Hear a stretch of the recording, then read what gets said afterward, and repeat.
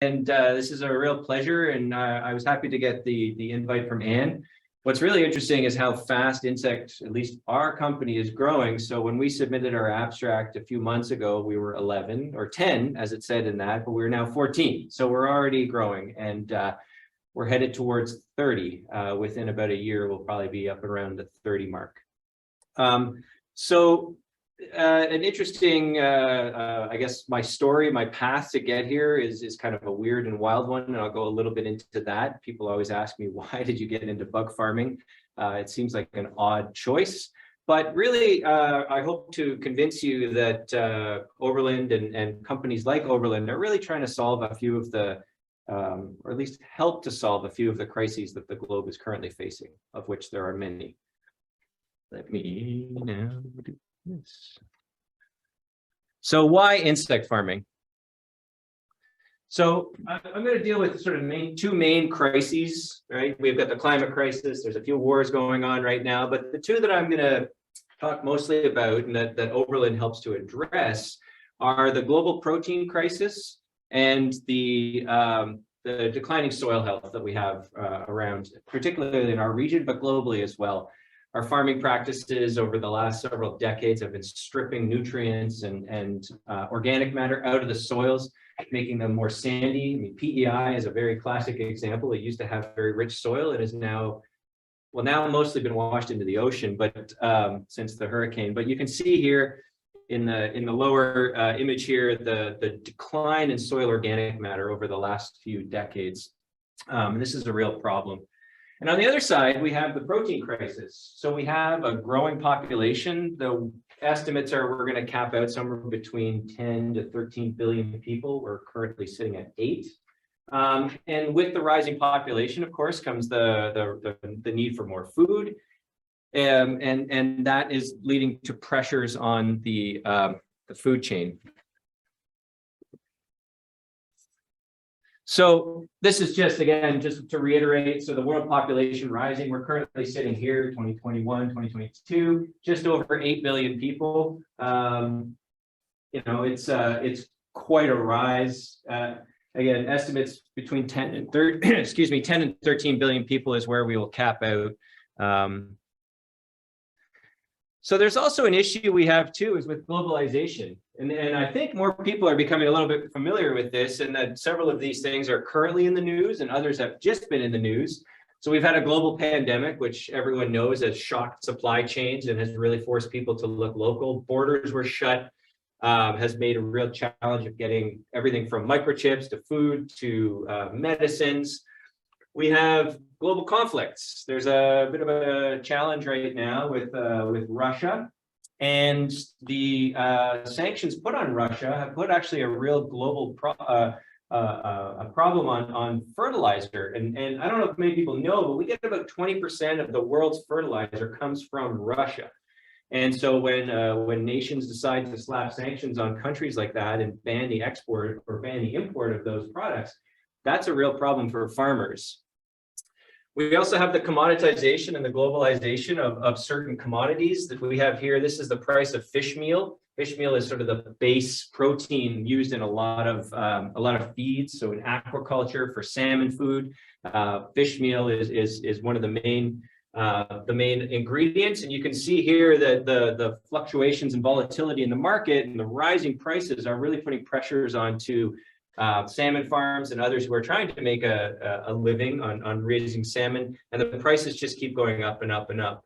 And then this is an interesting one here is, who would have ever thought this would happen? But I don't think many people knew how much of their goods, their actual goods, came through the Suez Canal until the ship went sideways, and all of a sudden you couldn't get a toilet brush and you couldn't get other things.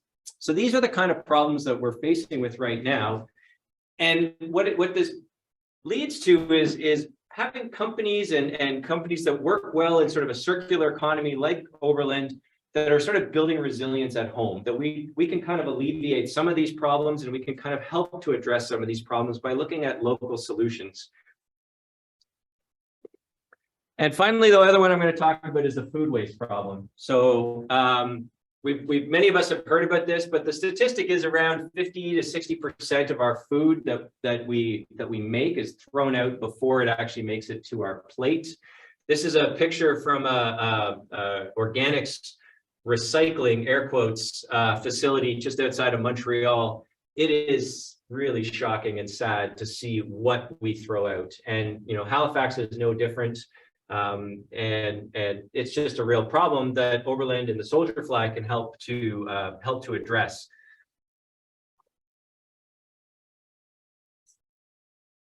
So how do we do this? So the main way that Oberland and the black soldier fly integrates into these issues that I've said is that we work on one side, we procure organics, so we can deal mainly in any kind of waste organic. We've tried at our current facility, we've tried every organic waste in Nova Scotia, and the soldier fly will eat almost all of them. To date, there's only one that it did not eat, and that is the sludge that comes out the back end of a pulp mill. Everything else it has eaten, whether or not we are legally allowed to do that, you know, with CFIA and regs like that, there's certain ones we cannot do, but we have done it just to prove that we can do it.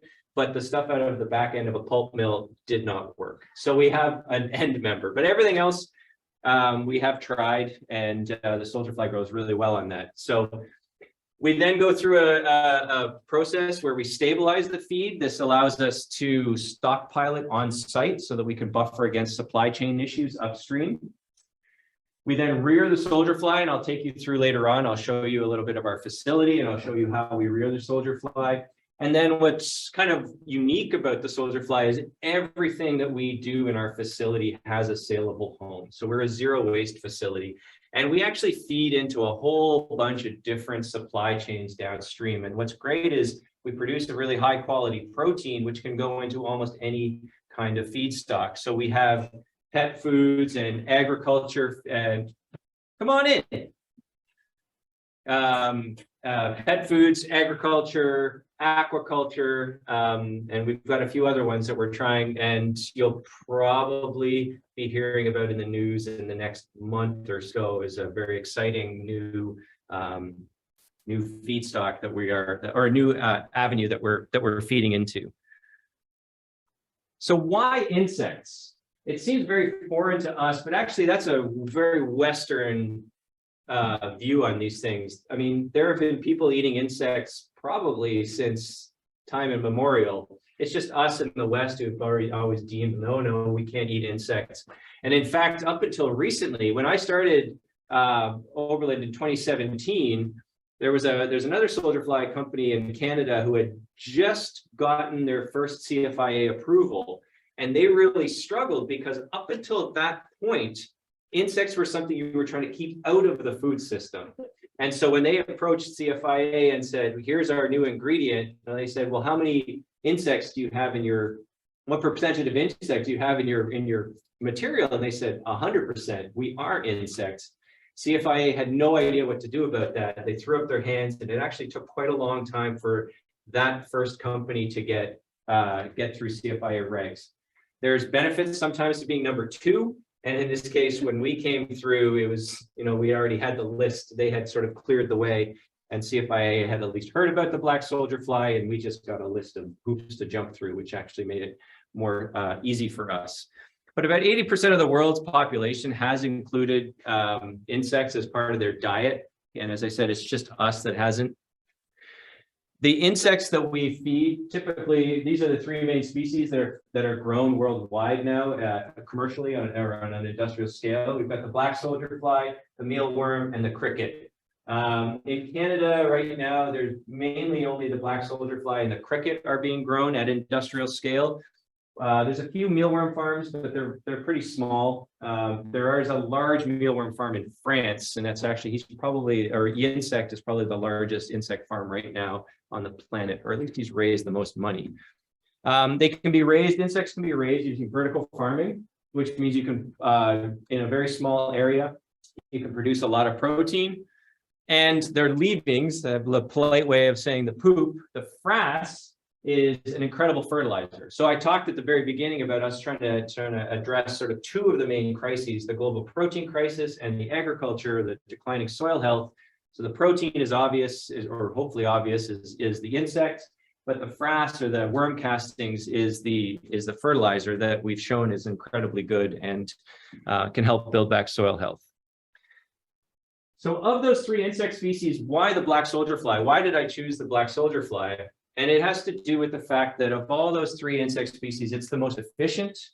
It can eat, as I said, pretty much any organic except for the pulp mill. It grows incredibly fast. It's been approved already by CFIA as an ingredient in the feedstock, and it's been shown to be an excellent pet food ingredient, agriculture, aquaculture feed. So it's already shown to be one of the best. Now, on the yields and showing how amazing it can be, if you look at it on a per hectare basis, so that we like to compare ourselves to other things, you look here, at least for protein per hectare, we're thousands of times better than a typical cornfield or cattle or soy. The soldier fly is even better than crickets. So one of the things is insects are inherently more efficient than other forms of agriculture, but the black soldier fly is the best of all of them. And that's why we've chosen this species. They're 55% protein by weight. So if you're going to be a protein company, it helps to have something that is packed full of protein. It's a very digestible protein, so it works well in a lot of different feedstocks. And they have a tremendous growth rate. So I mentioned this. Now, PowerPoint wouldn't even let me put a small enough dot on here to show how big the eggs are. So that's as small as I could get it. But the eggs are actually even smaller than this. But it grows about 8,000 times its size in 10 days. And one of my staff did the calculation. That's a human infant to a humpback whale in 10 days. That's why we do this. I mean, this is an incredibly fast growth rate that allows us really to, in a small volume, pump out a lot of protein in a small volume. The other cool thing about this is if you think about it, those of you who are in biology, the metabolism required to grow that fast, these guys actually produce a lot of body heat. And we are actually, in our new facility, we are actually capturing that body heat. There's enough of it in our new facility because we have so many insects that we are using that heat to heat our domestic hot water and the radiant floor in our building. So we are actually only going to be heating our building using conventional heat sources for 1 month of the year. So the soldier fly, we're essentially a soldier fly powered building in the new one, which is kind of cool. So I mentioned this before, but one of the things that we're really striving to do at Oberland is be a zero waste facility.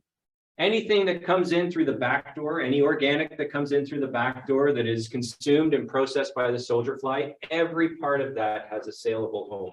So we have the main product here is the protein. We produce the fertilizer, the frass, which is the leavings. And then at the end, we have the chitin. So this is once the soldier fly has gone through its life cycle, the fly naturally just dies. That then actually can get blended into feedstocks as well. And we've shown that the dead fly does really well, particularly in salmon feeds, which is not a big stretch, because if you think about where salmon and salmonids, so trout, char, and salmon, where they would normally be living and feeding, is they spend a lot of their time in the rivers eating insects and other sort of crustaceans and things. So the fact that insects do well in a salmon diet should not be a shock, but it is it's very beneficial to us, particularly in this region here. So down here you can see we've got some happy chickens from a friend of mine. This is a salmon farm that we're working with, Sustainable Blue, and that's my dog who loves the fly farm. And then on the other side, sorry, just to show is here's a trial we did with the Dalhousie Ag School. And this is a trial using the frass, and we showed that we're actually out-competing a commercial brand of fertilizer infused growth media. We've shown that you get about a 60% increase in root growth in plants grown with frass, which actually builds resilience into your plants. So one of the things, it makes them a little bit more drought tolerant because they have a larger root mass. Because they have a larger root mass, they're pulling nutrients from further, they're helping to stabilize the soils. So I really do believe that frass, or a portion of frass in a fertilizer regime, really does help to improve the soil health and the yields. So there are two ways to consume an insect, at least by us. One is the direct method. It's called entomophagy, is the sort of the Latin phrase. The direct method. Here is me actually in San Diego. Long before I considered being a bug farmer, San Diego had a special event at the Natural History Museum. It was called Bugs and Beer. And they had some local small-scale insect farms that got together and partnered up with some of the local microbreweries. And at the Natural History Museum, they had this event. And it was a wonderful event. And I remember going and speaking fondly of that experience, and then only to find out that, 8 years later, I was actually going to be doing it myself. We get asked a lot if we are in the direct-to-human consumption market, and we are not. And the main reason I can tell you that is my wife and I made brownies from our protein powder, and they were terrible. They were absolutely terrible. But my dog loves them. All the chickens we've ever fed love them. And here are some baby salmon who couldn't be happier to eat them. So we've gone the method of doing the indirect method of feeding. So here we are actually providing a sustainable protein source to livestock, aquaculture, pet foods, and things like that. So you won't be seeing, again, you're welcome to try, but take my word for it, it does not taste very good. So we're not the only game in town. There's others in Canada. There's not many. Now, there are popping up more and more, and particularly around the world. There's several large ones you may be hearing about in the news. There was just an announcement last week that I heard. A French company is moving into the States, partnered with ADM and Cargill. So two massive companies in the States. They announced a $250 million investment to build 10 black soldier fly farms across the Midwest. Their goal is actually only to produce the black soldier fly to be used in their own operations. They have so many hogs and pigs to feed that they cannot keep up with supply. And so they are basically trying to secure their own supply of soldier fly and have invested $250 million in that. But across Canada, on the far coast out here, there's us. We're kind of alone right now out here, which is okay by me. In Quebec, we've got Entosystems, who we've actually been collaborating with on several projects. Aspire and Tomo here in Ontario are two of the large cricket farms. Aspire just announced the opening of their large facility just outside of London, Ontario. And then there's not a lot in the middle. And then finally out in the West Coast, we have Intera, who has two operations. Their big one right now is just outside of Calgary, and they're currently bringing that up online. Intera was the first big game in town. They're the ones I talked to you about having being the first in Canada to get through CFIA certification. In the States, there's a handful as well, but really there aren't that many, but more and more coming up. So I'm going to take you on a bit of a tour inside our current facility. So everything that you're going to see here is represented in our new facility, only much larger. So currently our facility, where it starts, is in the feed room. So this is where we're currently bringing in green carts full of organic waste. We're working a lot with local breweries, but as I said, we've tested everything from across Nova Scotia. We're taking in about 2 to 3 tons of feed per week. For scale, we're going to 40 tons a day in the new facility to start with. Our new facility will have the capacity to do about 100 tons a day, but we're starting with 40 because you got to walk before you run. I mentioned the stabilization. So we bring the feed up into these tanks. Each of these tanks here is 4,000 liters, just for scale. I should have put a person in here for scale, but you can see a green card on the far side for scale, but 4,000 liters. We have about 30 days worth of food in each one of those tanks, which allows us really to buffer against, we're dealing a lot with microbreweries, and I don't know if you know microbrewery owners, but they brew whenever they want, and sometimes they do and sometimes they don't. So we buffer against their supply chain shortcomings with these large tanks here, so we can take whenever they come in. We also can use these tanks to increase the nutritional quality of the soldier fly. So the soldier fly naturally accumulates certain things, and one of them is calcium.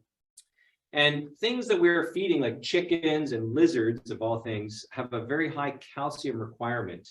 And we can augment the feed here with oyster shells or other things like that and actually boost the soldier flies' calcium content. That's been shown actually in dog foods to actually stave off arthritis. So when people are now including soldier flies into their dog diets, there's actually been a very marked improvement in the dog's health. And so we can actually start augmenting the feed here. If we're going into dog food, we can add some calcium. If we're going into salmon food, we can add some omegas and just make it really primo perfect for the organism of choice. From the feed room, we really go into what we call the fly room. And this is where on the upper left or right, stage left, stage right, we have the life cycle of the soldier fly. So I'll start with that. So the life cycle of the soldier fly is akin to a butterfly. So it has the same stages as a butterfly. Starts as an egg. The larval stage, which would be the caterpillar in a butterfly, eats and grows. It then goes through a pupal stage. This is what we would typically call a cocoon. Inside the cocoon, the organism undergoes metamorphosis and then pops out as an adult fly. They find each other, they mate, and the cycle continues. So in our fly room here in these tents, these pink lighted tents here, this is where we actually have the mating happening. And we just filed this, actually just now got filed as our first patent. This system here, we have found a way to get the soldier fly to start mating within seconds. So the lights come on, a pattern of lights comes on, the soldier flies, it triggers something in there and they start mating within seconds. We typically in each one of these tents, there's 50 to 60,000 adult flies, and we're constantly loading in new ones. And so there's a constant supply of eggs that come out of there. And I think that we are pretty close to the highest density of eggs in a very small footprint of any soldier fly farm out there, as far as I can tell. So the fly room is really where there's quite a lot of tech. So there's sort of two sides to our fly farm. There's a tech heavy side and then a tech not so heavy side. The fly farm or the fly room is pretty tech heavy. It's all being controlled with custom written software because to date there's no Microsoft soldier fly software. So I had to write, and now there's a team actually working on correcting my coding mistakes, but that has fixed my code and is running that. So there's a lot of algorithms run in the background running this to really optimize that room.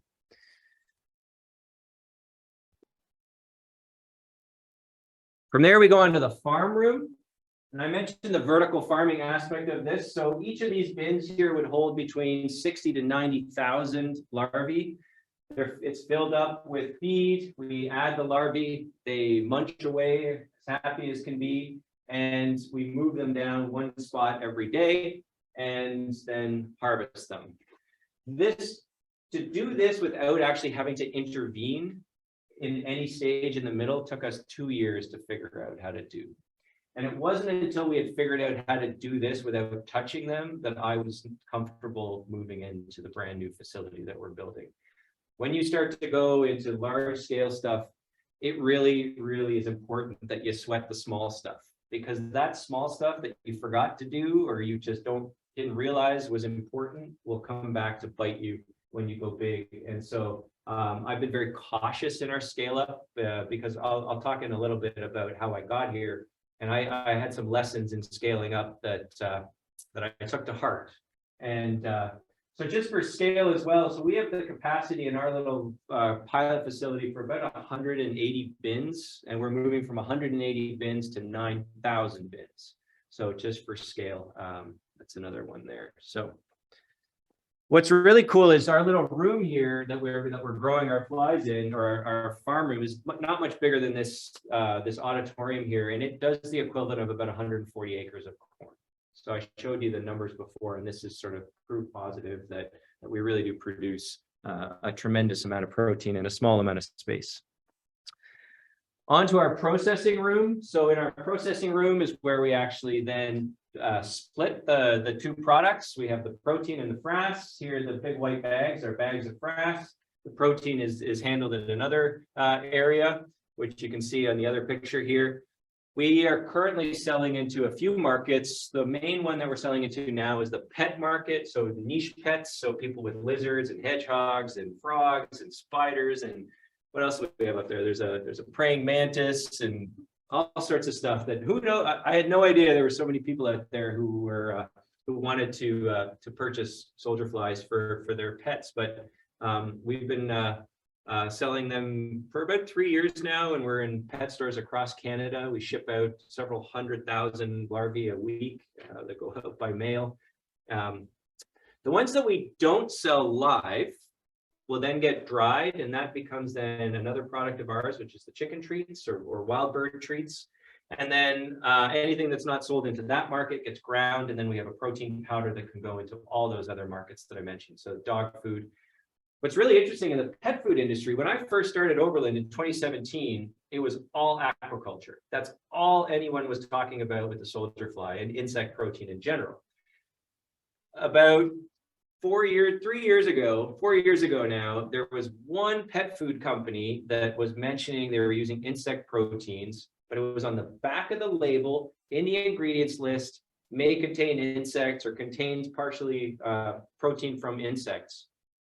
Fast forward to today, and the two largest insect or dog food companies in the world, which are Purina and Iams, both of them now have a line of soldier fly based dog food. So we have gone from non-existent to back of the label to front of the bag differentiator within since 2017, since I started. Massive change in the market. Our frass is currently sold in garden centers and directly to farmers, but so locally we're in a few garden centers here. You may see our product on the shelf. I encourage people to give it a try. Those of you in the audience, you're welcome to come by and pick up a bag if you want and try it in your garden at home. So Oberland is growing. I mentioned this before too. So we've outgrown. When I first moved into our warehouse, 7,000 square feet, I said, man, this is a big building. How are we ever going to fill it? And I'm at the stage now where we have no space anymore. We've had to convert our kitchen into an office. We're literally stacked to the rafters. I would like to hire more people, but I can't. I don't know where to put them. So we really are growing. And so across the street from our current facility, we are building a new one. This is just a sort of where we are and where we're headed. So our Ragged Lake pilot facility, that's where our current facility, it's 7,000 square feet or 0.07 of a hectare because we're in metric.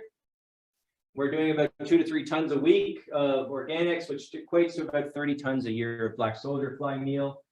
This has really been our tech and our R&D facility. Everything we're doing here has been geared towards how do we do this at a larger scale. So it's used for product development. As I said, we're filing patents on certain of our key technologies, and we're testing out all the different things that we are going to do at scale.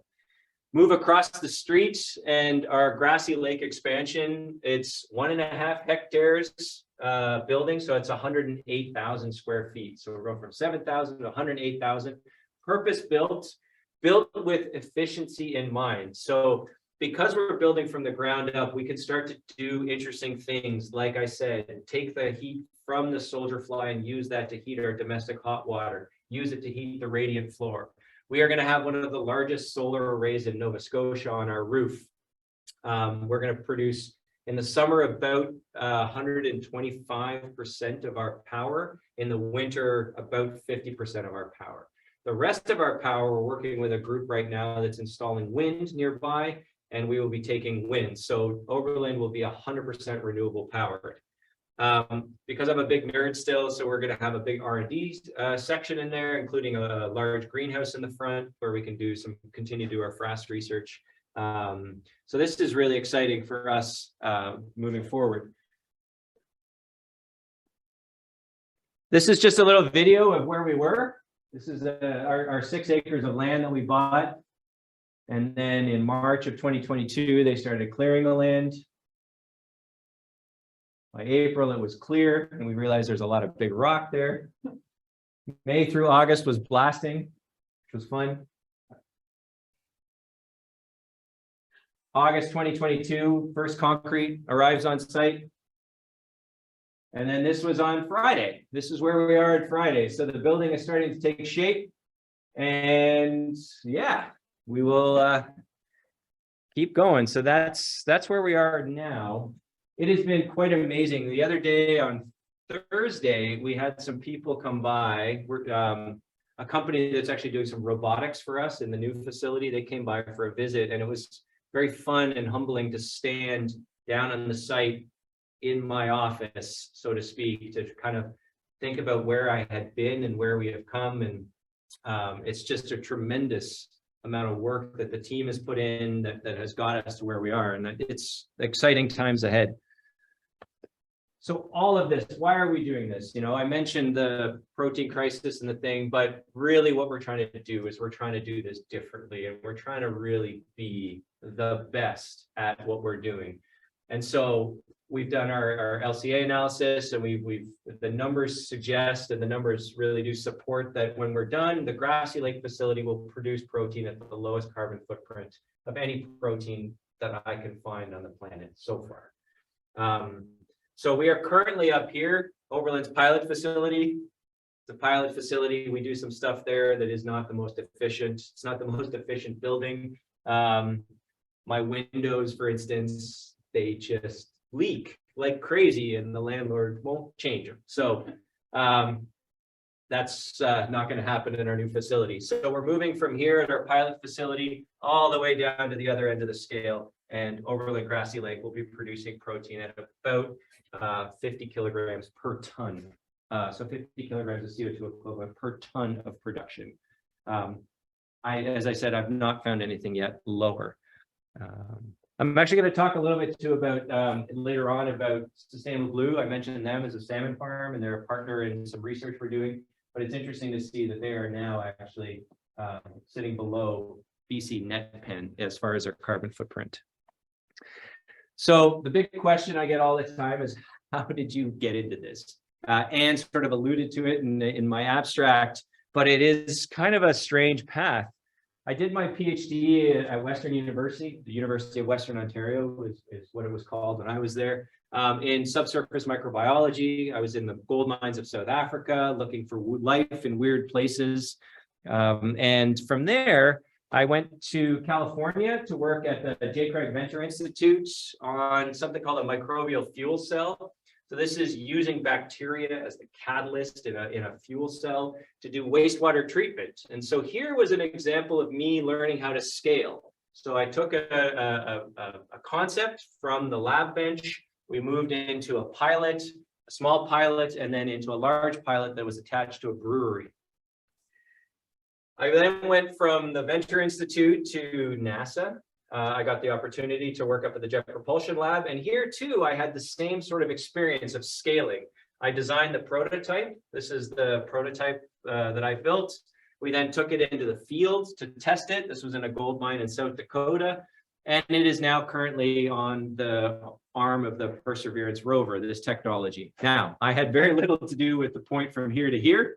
Moving from the prototype, they stop letting you touch it when it gets very expensive.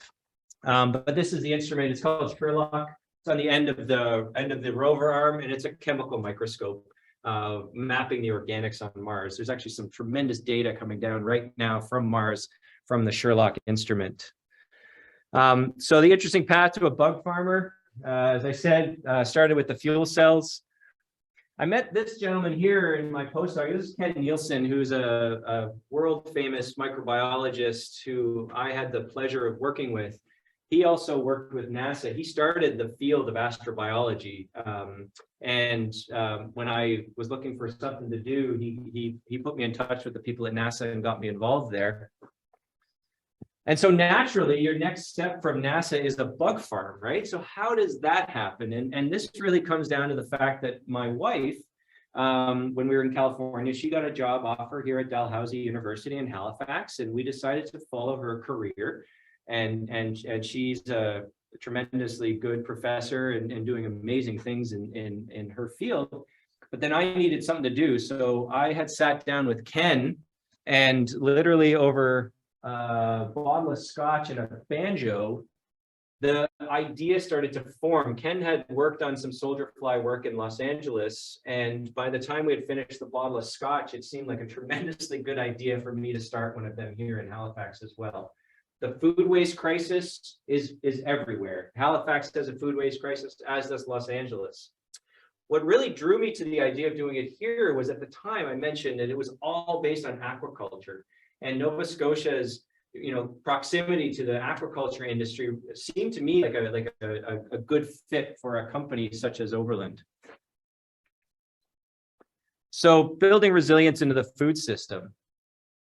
This is something that's going on right now with not just Oberland, but several other Nova Scotia-based companies that we're working quite closely with. We're trying to integrate, and we talk about the circular economy and what does that really mean? But here are 4 companies now that are really trying to integrate. We have Oberland Agriscience, us, the Bug Farm. Small Foods is located in Dartmouth. They're a single-cell protein company, so they're doing large fermentation for proteins. Sustain Tech is a advanced waste recycling company in Chester, and Sustainable Blue is a land-based salmon farm up in the valley. So what links all these together is actually, one, our passion for trying to see and do things better, but also our wastes and our products really do intermix in kind of interesting ways. We just culminated, or we just finished in August. We had a very large, what we call the Eco Tour. One thing we do need is some branding. We call everything the Eco Tour, Eco this and Eco that. But really what this was a group of amazing people. So we had investors and government. We had actually both fisheries ministers from Nova Scotia and BC. They had never met, but here they were. They came to our Eco Tour to talk about building resilience particularly into the salmon industry. I don't know if people are aware, but the federal fisheries minister just announced that she is trying to phase out net pen aquaculture in BC. That's relatively easy to say, but you've got to replace it with something that is reasonable. And so one of the things that potentially could help fill that void is land-based salmon farms. So this is our tour. So here we are at Sustainable Blue. This is at Dalhousie at the Aquatron, where we actually have a current salmon trial going right now. Sustainable Blue down here as well. And this is at Sustain Tech, which is the waste company in Chester. So the ecosystem at work. So these are our companies. And so we have a few projects that we're working on. The first is called the Superfish Project, because again, we can't think of any better names. And the Superfish Project here is just a clip. This is, again, I showed before, but this is at Sustainable Blue. This is a fish pellet that we made with soldier fly. This is not the test. The test, as I said, is actually going on at Dalhousie. We're already in phase 2 of that trial. We have whittled down from 13 different diets containing a various mix of products from Small Food and from Oberland. We've whittled down to, we're now down to 9 diets, and we will be then going to 3 diets and growing them to market weight and actually doing a taste trial at the very end, because it's all fine and good to have the fastest growing, best, lowest carbon footprint salmon, but if it tastes terrible, then no one will want to buy it. So I'm really looking forward to the end of this trial, because there's going to be a big feast. So moving on, we have what we're calling the Super Soil Project. And this is a project there where we're taking the byproducts of our companies. So the frass from us, Sustain produces a wood pellet, a cellulose pellet that comes out of the processing of solid waste. And Sustainable Blue has a lot of fish poop.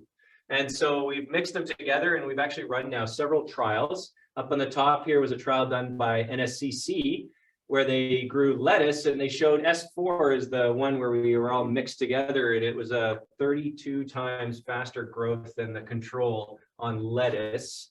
And down here, we just finished a trial with Norbert's Good Food up in the valley. He gave us an acre of cabbage, and so we grew a whole bunch of different cabbages. We sent those off for analysis, because we're not only we care about growth, we also care about the nutritional qualities and definitely the taste of the products we're growing. And then finally, this is an interesting one. This is, we call the super fuel. Sustain, the waste company that I talked to you about, when they split out garbage, you end up with sort of organics, wood, and other organic material, and you end up with all the plastic. And things that I didn't even think about, like if you think of a tissue box, if you throw that into a conventional recycling facility, it goes into landfill because no one can peel that little piece of plastic off. What a pain in the butt. So we all think we're doing good, but stuff like that ends up in landfill. Sustain has figured out a technology of how to pull that stuff apart. The wood pellets go one way, the plastic goes the other. They then take that plastic and they reform it, and they end up with two products. One of them is a diesel fuel or a heating oil. And we're actually the first client now of Sustain, and we are heating the Oberland facility using waste and recycled plastic from Halifax. The other product that they get is the precursor for new plastic. So this is a material that could get fed straight back into the petrochemical industry, essentially offsetting new oil coming out of the ground. So it's very exciting, and we're really happy. And it was a fun day to have this delivered. And the other one we're working on with Sustain is using their advanced recycling technique. Can we use them to help us pull plastics and gook out of people's green bins? So this is a load that came in through Chester. You can see the typical yard waste bags, but of course people throw stuff in there that they shouldn't. And it's a real challenge because it makes any downstream processing really hard. But using Sustain's machine, we ended up with this material at the top here, which we then fed to the soldier fly, and they grew about 3 times faster than they did on our current feedstock. So this is right now not allowed under CFIA rules, but no soldier fly farm has ever had a Sustain tech upstream of it. So we are in the process of gathering all the data. We know that the soldier fly grows really well, and from analysis, we know that we're not accumulating any sort of toxins or pathogens or heavy metals. And so we've shown now, at least through the trials we've done, that the soldier flies are technically probably better. I'm going to say they're better than our conventional ones, but CFIA has kind of just put a line in the sand right now and said, you cannot use post-consumer organics, which is our green bin waste. So we're limited to what we can take right now. But this is the future, and this is something that we're still working on. So going back to the climate story and why this all matters, the ecosystem here, we just had our LCAs done, and what was kind of interesting as well, so we each had our company LCAs done, but then we linked them together. How does it look like if we're actually physically connected or connected through our supply chains? So on the one side here, you have Sustainable Blue, us in the middle here, and Sustain Tech. And what's really interesting is that you look at our current facility and then going on green power. I mean, maybe people here know that Nova Scotia has one of the dirtiest carbon intensive power grids of any province in Canada. If we were anywhere else in Canada, our carbon footprint would at least be cut in half just by the fact that we'd be on a different grid. So Nova Scotia really needs to step up its game. They're going too slow. We're putting in about $1.5 million worth of solar panels and going all wind power for the rest of it because we just can't wait. So, you know, here you can see how what that does for us, just going to green power. It drops us enormously. Sustainable Blue, same story. Here's their 5,000 ton facility. This is the current one that they're building. They go to green power, essentially it cuts them in half. Sustain is a kind of a weird, the numbers go negative because they're actually removing stuff from landfill, and so they get a sort of a negative carbon footprint. But if we look at Sustainable Blue in a little bit closer, as I said, just going with green power, you can see already drops them down below BC net pen farming. And this is was a big criticism of land-based salmon farming, is that there's a gargantuan number of pumps that you need to move all that water around, which requires a lot of power. And if your carbon footprint is more, then why do it? But you can see by going green, and Sustainable Blue has committed to going green, they're going to be using the same wind power company that we are using. And then you bring in the ecosystem, and this is if we were to include 15% of the salmon diet as soldier fly, this is our contribution here. And so it's not an insignificant amount. So if you look at now and you compare it to BC as just a comparison here, you can see that overall, Sustainable Blue will have a 62% reduction in carbon footprint from their baseline. But over BC net pen salmon, it's a 39% reduction in the carbon footprint. This is a real game changer. This actually makes RAS, or recirculating aquaculture systems, look much, much better than conventional. There's a whole bunch of other reasons to do RAS. There's less disease.